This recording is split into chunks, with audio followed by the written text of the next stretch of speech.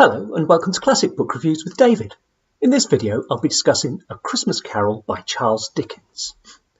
Charles Dickens wrote the book in just 6 weeks after a visit to the Field Lane Ragged School where he saw impoverished children and was inspired to try and do something about it, about poverty in general.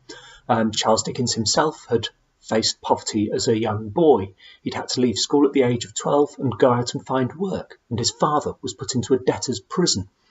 So Charles Dickens knew firsthand what it was like to live in poverty.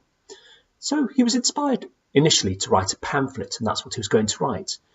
But then he thought it better to write a novel instead, because he thought he could reach a wider audience by writing a novel. And A Christmas Carol was a result. So written in 6 weeks, it was published in December 1843.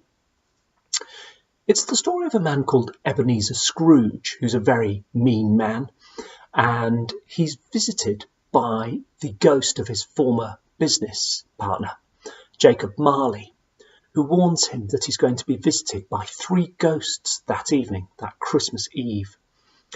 Ebenezer Scrooge doesn't particularly want to be visited by 3 ghosts. He's rather frightened by the idea, but nevertheless, that's what happens.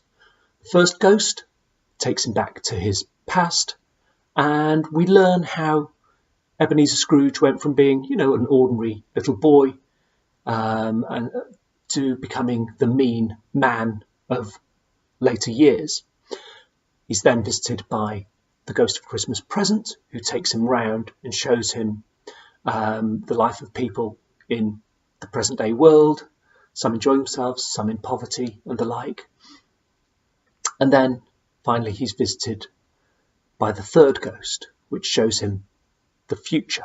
Now this ghost looks particularly like death, and indeed this ghost takes Scrooge to his own grave, and Scrooge suddenly appears to wake up and is quite traumatized by what he's seen. And he wonders if the future that he's seen is changeable or not. Is it a fate that's predetermined and cannot be changed, or can he do something about it?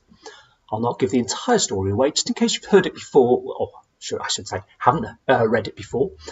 But I'll say that it's a very good novel, not least the first line, which was, Marley was dead to begin with. And that's just a cracking opening line, just 6 words that summarises the way we're going with the novel. It's an absolute classic, as you're probably aware. It's been adapted so many times for films, and a lot of the ideas around Christmas that we have today actually come from the novel.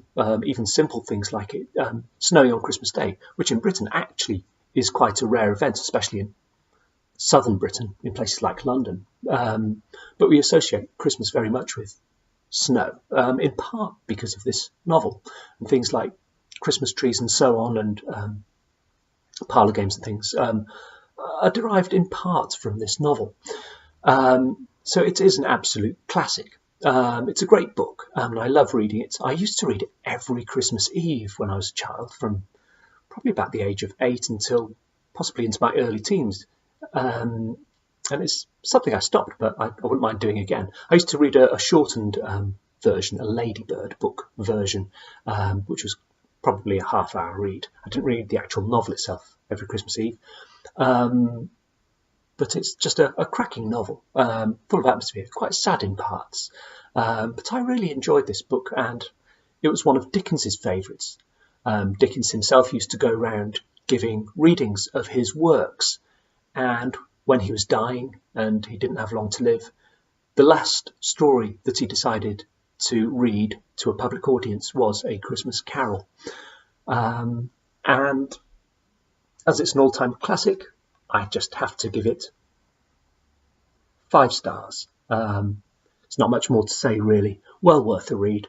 I'll put some links below so you can purchase the book if you want to and give it a read.